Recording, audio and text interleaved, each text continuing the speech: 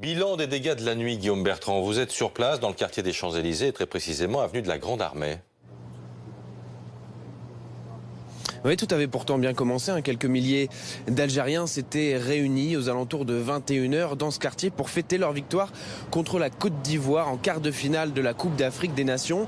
Et puis un peu avant minuit, la situation a dégénéré alors que la majorité des Algériens continuent de faire la fête. Quelques groupes commencent à s'en prendre aux magasins, comme c'est le cas de ce magasin de moto, une grande enseigne.